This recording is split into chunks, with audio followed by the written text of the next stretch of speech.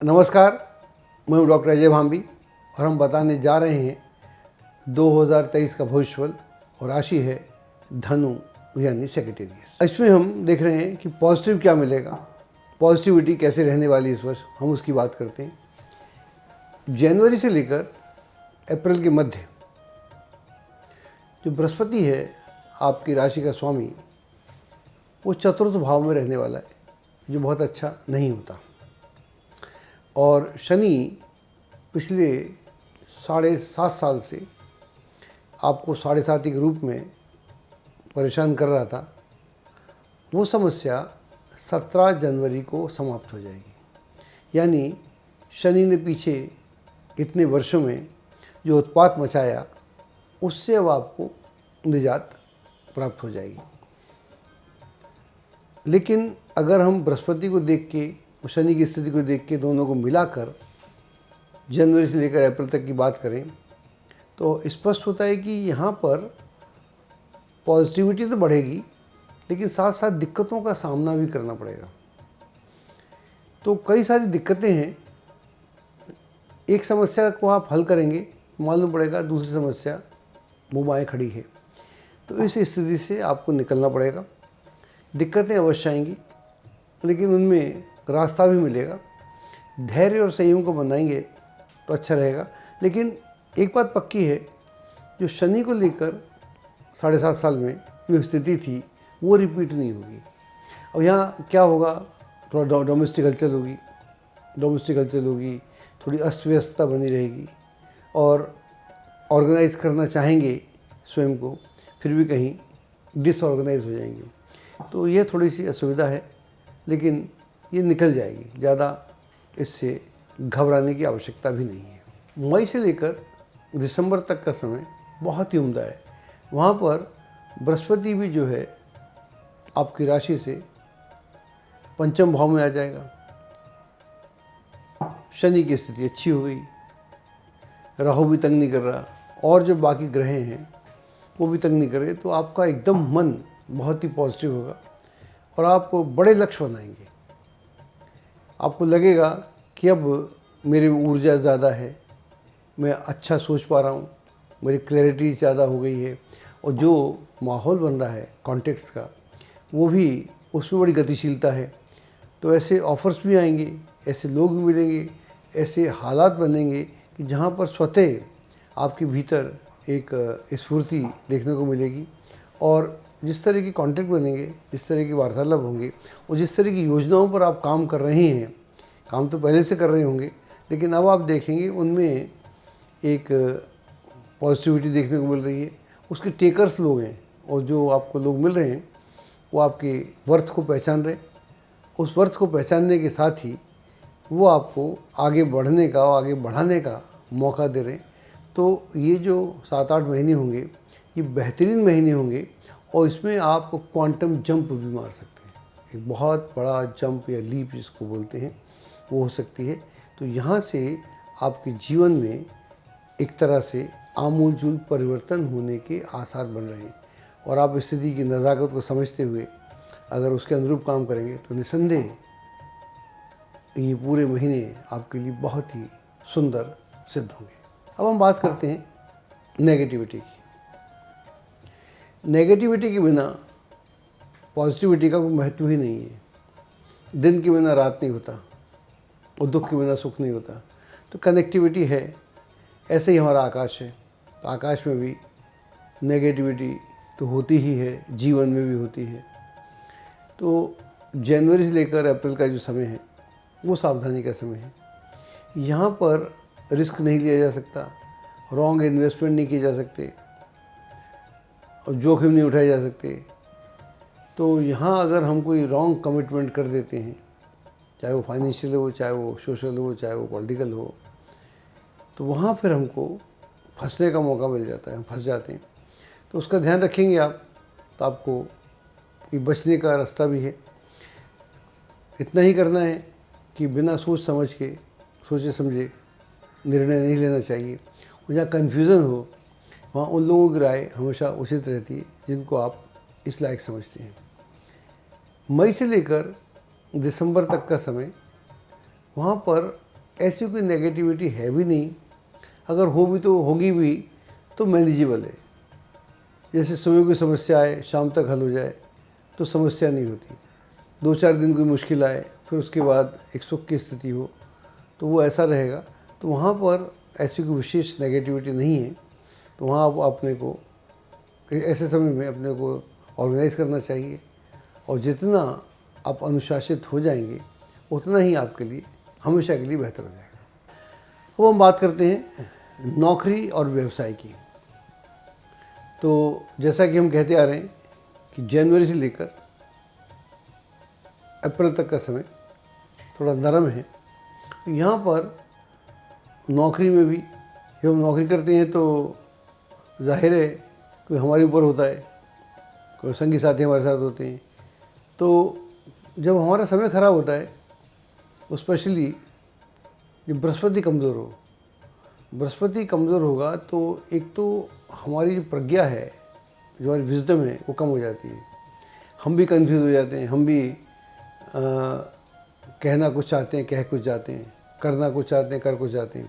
तो ये व्यक्ति को भी मुश्किल होती है, उसको सही जगह पर सही तरह का रिस्पांस देने में उसमें कहीं कमी आती है। और दूसरा, ये एक ऐसा समय होता है कि सामने वाला आदमी आपकी कमज़ोरी का लाभ उठाता है। तो जो लोग आपसे जेलस होते हैं, जो लोग आपके बढ़ने से प्रसन्न नहीं होते, जो लोग खुद कॉम्पिटेंट नहीं होते, आपकी योग्यता से चलते हैं या समझते हैं कि ये आदमी तो हर बार आगे निकल जाता है, तो वो लोग दिक्कत देते हैं। कई बार ऐसा भी देखा है नौकरी वगैरह में, आपका जो बॉस है वही आपसे दिक्कत में रहता है, क्योंकि कई बार जो जूनियर है बॉस से ज़्यादा इंटेलिजेंट होता है, बॉस को ये पसंद नहीं, तो वो भी उसको मौका लगता है। और ये मौके तभी मिलते हैं किसी को भी जब हमारा समय ख़राब हो, वरना लोग तो हर दिन ट्राई करते हैं, आपको पटक नहीं, कौन पटक पाता है। अगर आपका समय ख़राब हो, एक तो हमने कुछ गलती की, हमने मिस्टेक की, और वो मिस्टेक दूसरे ने उसको कैच किया और उसका एक्सप्लॉइटेशन कर दिया। तो ऐसी स्थिति से आपको अवश्य बचना चाहिए। जब आपकी प्रज्ञा कम हो और आपका ईगो चल रहा हो, शुरू में आप अपना ईगो दिखा रहे हैं, दूसरा ईगो दिखाएगा तो ज़्यादा दुख नहीं कर सकते आप। तो इन दिनों में जनवरी से अप्रैल के बीच में इस बात का अवश्य ध्यान रखिए। अब बात करते हैं मई से दिसंबर तक की। अगर आप नौकरी में हैं तो जो स्थितियाँ पहले बनी थी उनसे ऑटोमेटिकली आपका संबंध विच्छेद हो जाएगा, या आप कहीं और चले जाएंगे, या वो लोग नहीं रहेंगे, या मुद्दे नहीं रहेंगे। तो वो उनका ज़्यादा चिंता की बात नहीं है। तो वहाँ पर एक नॉर्मल क्रिएट होने शुरू हो जाएगी, और वर्तमान नौकरी में प्रमोशन हो सकता है, ट्रांसफ़र हो सकता है, और अगर आप कहीं अन्यत्र जाना चाह रहे हैं उसमें भी आपको बहुत अच्छी सफलता प्राप्त होगी। जो लोग व्यवसाय में हैं उनके लिए भी जो पूर्व में दिक्कतें आ रही थी वो सब ख़त्म हो जाएंगी और व्यापार सुचारू रूप से चलने लगेगा। वर्तमान व्यवसाय आदि में उन्नति के अवसर प्राप्त होंगे, विस्तार किया जा सकता है, या किसी नए क्षेत्र में प्रवेश भी किया जा सकता है। तो दोनों स्थितियां हैं। यहाँ पर काफ़ी गतिविधियाँ होंगी, काफ़ी व्यस्त रहेंगे, और इस व्यस्तता से काफ़ी लाभ होगा। जब भी लाभ होता है तो फिर आदमी अपने स्टैंडर्ड ऑफ लिविंग में एक परिवर्तन लाना चाहता है। तो ये परिवर्तन भी आप में काफ़ी नोटिसेबल होगा, और आपको लोग भी महसूस करेंगे कि अब इनका जो रहन सहन है, खान पान है, उसमें एक काफ़ी सुकून और पॉजिटिविटी देखने को मिल रही है। अगर अपने व्यवसाय को या नौकरी को भी विदेश में लेके जाना चाहते हैं, विदेश के साथ व्यापार करना चाहते हैं, या विदेश में जाके नौकरी करना चाहते हैं, या जो लोग नौकरी से कैरियर ढूंढ रहे हैं, उन सब के लिए बहुत ही अच्छा समय है। और इस समय का आप जितना लाभ उठा सकें आपको उठाना चाहिए, क्योंकि ऐसे अच्छे समय कम मिलते हैं। और अगर हम कई बार क्या होता है, अच्छा समय तो होता है, हम कुछ नहीं करते, अच्छा ही रहता है तो अच्छा हो जाता है। लेकिन अच्छा समय हो और हम करें तो बहुत अच्छा हो जाता है, फिर उसकी लिमिट नहीं रहती। तो अच्छे समय में यह बात जो लोग ध्यान रखते हैं वो लोग अपने आप आगे बढ़ जाते हैं। हम उनको देखते हैं, कल तक तो अरे हमारे साथ था, पीछे भी था, लेकिन अच्छे समय का ठीक से प्रयोग, अच्छे से प्रयोग करना चाहिए। तो अच्छे समय में अच्छे हैं वो तो रहोगे, लेकिन उसको बेटरमेंट कैसे किया जाता है, गुड बेटर बेस्ट, उसकी तैयारी करेंगे तो ये समय ऐसा ही कुछ है। अब हम बात करते हैं लव लाइफ की। जैसा हम बोलते आ रहे हैं कि शुरू के 4 महीने बहुत माकूल नहीं है, तो लव लाइफ में या लिव इन में अगर आप हैं तो जब बृहस्पति खराब होगा और शनि तो ठीक है, अब तो वहाँ क्या होता है, आदमी दूसरे की भावनाओं को नहीं समझ पाता और अपनी भावनाओं को ज़्यादा महत्व देता है।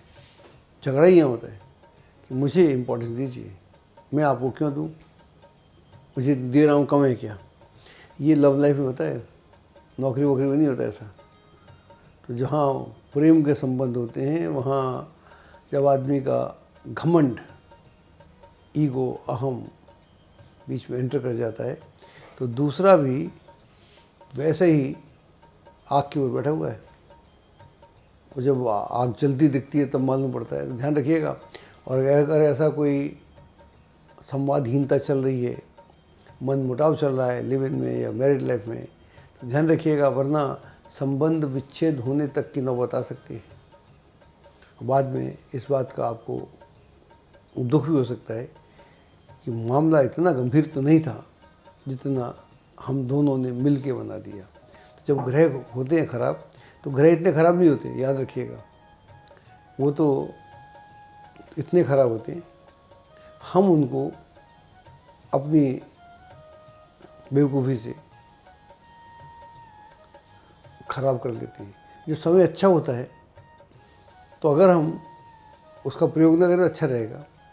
हम उसको अपने प्रयत्नों से बहुत अच्छा कर लेते हैं। तो हम अच्छे बुरे समय को अपने करने से और ना करने से बहुत बड़ा परिवर्तन डालते हैं। तो ये बात भी आप ध्यान रखिएगा। समय अच्छा है तो आपको भी अच्छा होना पड़ेगा, समय खराब है तो आपको चैतन्य होना पड़ेगा। दोनों बातें अपनी जगह वो अटल है। मई से दिसंबर के मध्य जो प्रेम संबंध है, लिव इन है, लव लाइफ है, उसमें काफ़ी सुकून रहेगा। पूर्व में जो भी अवसाद हुए, असुविधाएं हुई, जो भी डिस्टर्बेंस हुई, वो समाप्त हो जाएंगी और अब वैसा मन नहीं रहेगा। कई बार मन लड़ने का होता है, कई बार मन कंप्रोमाइज़ करने का होता है। तो अब जो मन है वो कंप्रोमाइज़ करने का होगा, लड़ने का नहीं होगा। और ख़ुद ही पहले की हुई बेवकूफ़ियाँ साक्षात दिखना शुरू होती है तो आदमी को लगता है ये मैंने कैसे कर दिया, मुझे अपने से ये उम्मीद नहीं थी। तो वो ठीक है। कुछ लोगों के लिए नया लिव इन शुरू हो सकता है, नया लव लाइफ शुरू हो सकता है, प्रणय संबंध बन सकते हैं। अगर आप विवाह के इच्छुक हैं तो विवाह का प्रबल योग बना हुआ है और विवाह होने का पूरे आसार बन रहे हैं। और प्रेम संबंधों में काफ़ी मासूमियत रहेगी, गहनता रहेगी और प्रेमी या प्रेमिका के साथ, पत्नी के साथ यात्रा पे जा सकते हैं। रोमांटिसिज्म बढ़ेगा और ये एक बहुत सुखद स्थिति है और यादगार सारे महीने रहेंगे। इनका भरपूर से उपयोग भी करना चाहिए। अब बात करते हैं स्टूडेंट्स की। जो लोग स्टूडेंट्स हैं, छात्र हैं और अपने कैरियर को एक सुंदर मोड़ देना चाहते हैं, तो उनके लिए जनवरी से लेकर अप्रैल तक के महीने थोड़े कठिन हैं। आप अपने लक्ष्य को प्राप्त कर सकते हैं, लेकिन अगर आप अलर्ट हैं, चैतन्य हैं और इस वर्तमान में जी रहे हैं, ना कि पास्ट में, ना कि भविष्य में, तब आप इस थोड़े पेचीदा समय में भी अपने कैरियर को अच्छी दिशा दे सकते हैं। लेकिन अगर आप सुप्त अवस्था में हैं और जैसा चल रहा है वैसे चला रहे हैं और जो रूटीन पहले बिगड़ा हुआ है उसी को फॉलो करते हैं, तो फिर आपको झटका भी लगेगा। तो ध्यान रखिएगा। तो यहाँ पर समय थोड़ा लेथार्जिक बनाता है, अकर्मण्य बनाता है, लेजी बनाता है। और अगर आप ऑलरेडी से वो सब हैं तो फिर आपको मुश्किल होगी। अगर ऐसे हैं तो अलर्ट हो जाइएगा, वरना लक्ष्य की प्राप्ति में विलंब हो जाएगा। मई से लेकर दिसंबर तक का समय बहुत ही अच्छा है। इसमें स्थितियाँ बहुत पक्ष में रहेंगी, जो भी एग्ज़ाम होंगे, इंटरव्यू होंगे, उसमें आपको दिक्कत नहीं आएगी। जो भी आप लक्ष्य साधना चाहते हैं उसमें उसके लिए बहुत अच्छा समय है। विदेश में जाना चाहते हैं, कोई ख़ास एग्ज़ाम क्लियर करना चाहते हैं, कोई टेस्ट है, कोई एग्ज़ाम है, कॉम्पिटिटिव एग्ज़ाम है, उसके लिए आपको बहुत अच्छी सफलता प्राप्त होगी और मन भी आपका रमेगा। इस समय का जितना भरपूर उपयोग करेंगे उतना ही आपको लाभ होगा। ग्रह स्थिति की हमने पहली बात की, शनि 7.5 छोड़ चुका है और बृहस्पति सप्तम में आ गए हैं। आगे चल के राहु भी छठे में हो जाएगा, तो सारे मेजर ग्रह अच्छे हैं। बाकी जो ग्रह हैं वो हमारे दिमाग में हैं, उनसे भी कोई दिक्कत नहीं है। तो यह एक अच्छा समय है और जो भी लोग लक्ष्य के प्रति समर्पित हैं उन्हें दिक्कत नहीं आएगी। अब हम बात करते हैं हेल्थ की। हेल्थ की दृष्टि से शुरू के जो 3-4 महीने हैं उनको अगर आप साथ लेंगे तो फिर हेल्थ आपकी अच्छी रहेगी। वहाँ पर अगर कोई रिकवरी हो रही है या कोई हीलिंग के प्रोसेस की ज़रूरत है तो अटेंशन की ज़रूरत है। जितनी अटेंशन की ज़रूरत है उतनी अटेंशन अब आपको अवश्य देना चाहिए और जो भी गाइडेंस चाहिए हो उसके अनुरूप काम करना चाहिए। मन मर्जी नहीं करनी चाहिए। जो लोग पेशेंट हैं या सफ़रर हैं, बुज़ुर्ग हैं, उन्हें ध्यान रखना चाहिए। अप्रैल के बाद में चीज़ें बहुत अच्छी होंगी, ग्रह स्थिति अच्छी होगी और आप स्वतः ही ऑर्गेनाइज होते चले जाएंगे और धीरे धीरे आप देखेंगे कि जो आपकी समस्याएं थीं उनसे आपको काफ़ी मुक्ति प्राप्त हुई और आपका मन भी अच्छा है और आप खुद ही ऑर्गेनाइज हो रहे हैं। पहले आपको ऑर्गेनाइज करने के लिए लोगों को राय देना पड़ती थी, अब आपको किसी की ज़रूरत नहीं है। आप खुद ही डिसिप्लिन हो रहे हैं, ऑर्गेनाइज हो रहे हैं और आपका स्वास्थ्य अच्छा रहेगा और ये समय आप काफ़ी आसानी से व्यतीत कर लेंगे। आप सबको नए वर्ष 2023 की बहुत बहुत शुभकामनाएं और यह वर्ष इतना अच्छा हो, जो भी चीज़ें लास्ट ईयर नहीं हो सकें वो सब हों और इतना मिले कि एबंडेंस में मिले।